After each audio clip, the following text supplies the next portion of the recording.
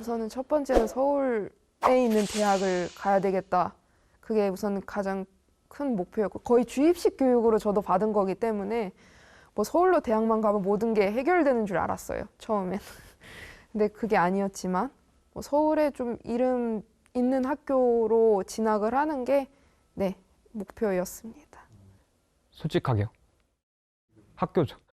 너가 조금 낮은 대학에 학과를 보고 갈래? 조금 높은 대학에 학교를 보고 갈래라고 묻는다면 좀 솔직하게 학교라고 말할 것 같아요. 그 대학의 최고 장점이란 다양한 경험을 쌓아온 사람들과 인적 교류인데 대학마다 상이한 인적 구성이라 해야 되나? 상이한 인적 구성이 있거든요. 그래서 이제 그런 교류를 중시한다면 학교가 맞지 않나 저는 이렇게 생각합니다. 저는 이제 고등학교를 생각하면은 행복하고 즐거운 기억만 많이 나요. 뭐 친구들이랑 축제를 준비했던 거, 연극을 준비했던 거, 같이 여행을 갔던 거 이런 기억들이 많이 나는데 그래서 고3 때도 그렇게 크게 스트레스 받지 않고 그냥 갈 수 있는 성적대의 학교를 갔는데 만족했고요. 내가 갈 학교다 이렇게 생각했었고요. 근데 이제 대학에 가고 나니까 딱 실감이 났던 거죠. 학벌이 이렇게까지 내 삶에 영향을 끼칠 거라고 정말 제가 머리가 약간 꽃밭이었나 봐요. 정말 몰랐고 학교 내에 있는 다양한 지원 활동이나 인턴십, 뭐 어학연수 기회 진짜 많거든요. 저는 만족하는데 저는 여기서 너무 행복했지만 제가 행복하다고 회사 인사팀들이 너 행복한 애였구나, 너네 학교 좋은 학교다 이러진 않잖아요. 네, 취업 특강을 제가 올해 학교에서 진행하는 그런 취업 특강을 들었었어요. 아마 4학년이었을 거예요. 4학년 여학생이 저는 마케팅 팀에 가고 싶고 이러이러한 학과에 다니고 있고 이때까지 이러이러한 스펙들을 준비해 왔습니다. 갈 수 있을까요? 라고 물어봤는데 제가 듣기에 스펙들이 정말 엄청난 거예요. 듣는데 와, 나도 가려면 저 정도는 준비를 해야 되구나 이렇게 듣고 있는데 인사팀 분께서 포기하세요. 안 됩니다. 라고 정말 단호하게 말씀하시는 거예요. 왜냐하면은 경희대보다 더 높은 학교로 불리는 그런 뭐 서영고, 서성한 이런 친구들도 갈 자리가 없다. 취업 시장에 나가면은 이 정도 학벌이면은 그래도 마이너스는 아닐 거야 라고 생각했는데 그 취업 특강을 듣고 마이너스였구나 이렇게 생각을 했어요. 학회 같은 거 지원을 할 때 이제 서울대, 고려대, 연세대 하고 이제 서강대, 성균관대 그 학교 학생들만 모집하는 학회가 있었던 걸로 기억을 하거든요. 다양한 스펙트럼의 학생들을 모집할 수도 있었을 텐데 충분히 그들만의 리그인 건가 이게? 내가 원하는 직무에 취직하기 위해서 쌓아야만 하는 스펙을 만들 그 시장에서도 그런 학벌 차이가 벌써 존재를 하고 그러면은 그런 기회를 얻을 수 없는 친구들은 어떻게 대체 그 취업 시장에 나갈 수 있나? 저희 부모님은 약간 방목형이셔가지고 제가 초등학교 때는 1교시에 등교해서 보건실에 가서 4교시까지 자고 땡땡이 치고 이렇게 집에 가는 이게 제 일상이었거든요. 그러다가 졸업식 날에 어떤 저희 반에 공부를 굉장히 잘하는 남자애가 있었는데 저한테 넌 나고자야 이렇게 얘기하는 거예요. 초등학생 남자애가 너는 나랑 갈 길이 다르다. 너는 어차피 이미 끝났다. 이런 식으로 진심으로 이야기를 하더라고요. 처음 겪어보는 모욕과 무시와 조롱에 너무 충격을 받아서 한 3시간 동안 울었어요. 도끼가 가득 차서 공부 한 번도 해본 적 없는 애가 12시까지 그냥 매일 주말 없이 12시까지 공부를 했고 그때 딱 첫 시험이 전교 2등을 했어요. 저를 조롱하고 좀 경멸하던 눈빛이 인정해주고 경청해주고 그거를 놓치지 못해서 공부를 계속 이어나갔던 것 같아요.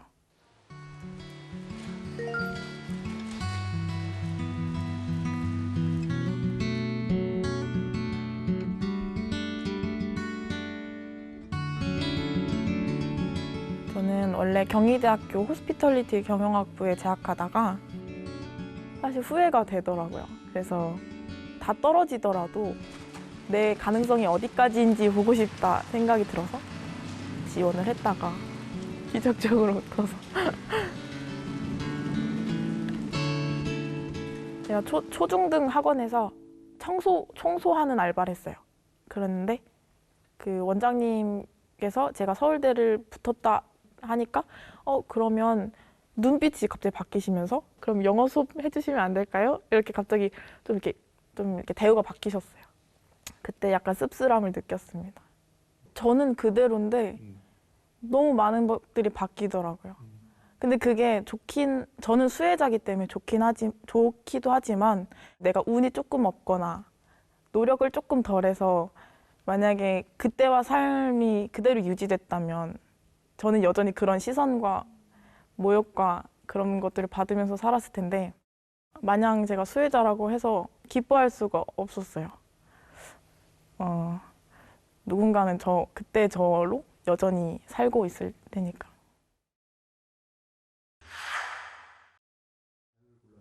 저는 문송합니다라는 단어를 골랐는데요. 요즘 이제 취업 준비생 사이에서 문송합니다는 문과여서 죄송합니다라고 이제 현실을 표현한 어떤 좀 단어입니다.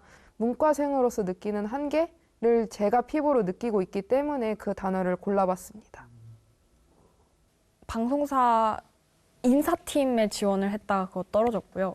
언론사 인턴 한번 준비했다가 떨어졌고 리서치 인턴 자리도 준비했다가 떨어졌고 그 신문사 인턴도 지원했다가 떨어졌는데 막막한 것 같아요. 왜냐면 주변에 취업을 바로 성공한 선배들이 많이 없거든요.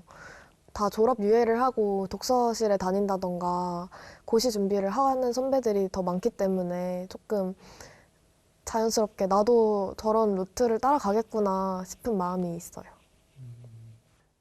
학교 생활에 있어서는 진짜 다 한 형이 있거든요. 그러니까 정말 학교 내 생활. 그렇게 했는데 문과는 어쩔 수 없더라고요. 학교 생활을 열심히 한다고 해서 취업 구정 세트가 자연스럽게 만들어지는 건 아니더라고요.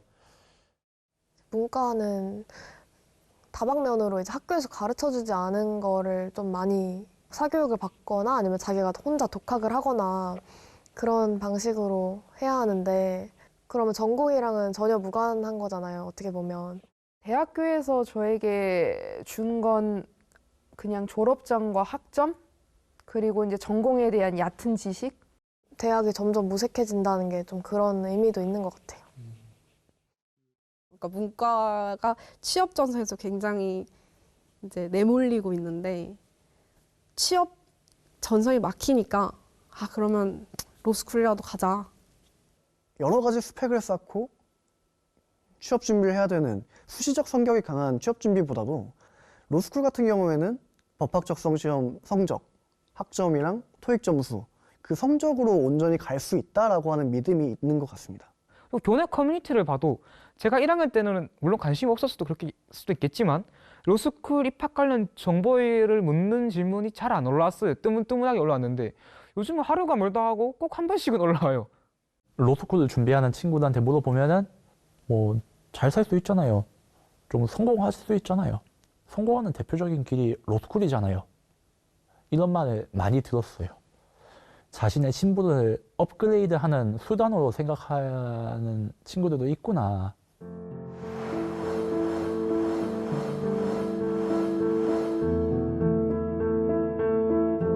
사실 그 로스쿨 시장이 너무 좁아서 대입은 이제 온라인 강의를 제공하는 회사가 많거든요.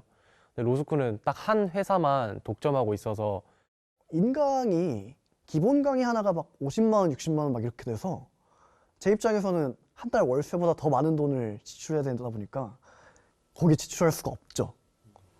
로스쿨을 준비하는 학생들은 학벌에 더욱 예민할 수밖에 없죠. 어떤 대학도 나는 좋은 학벌의 아이를 뽑는다라고 발표를 한 적은 없어요. 공식적으로.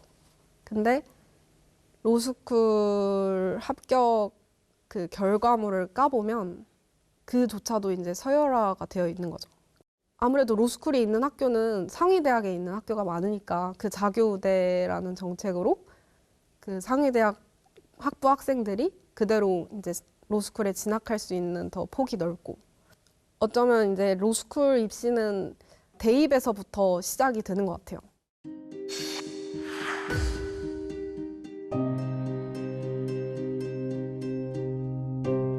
심지어 그 대학교를 보면은 로스쿨도 지방 인재 그 지역 인재 10%를 뽑게 돼 있거든요.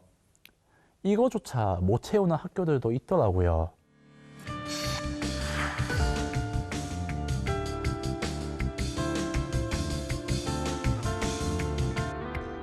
갑자기 고민이 드는 거예요. 왜 나는 이 길을 걷고 있지? 휴학을 하고 싶습니다.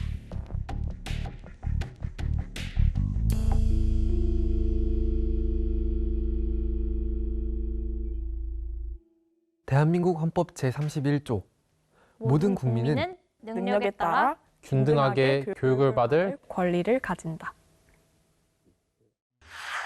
대한민국 헌법 31조에 나오는 능력이란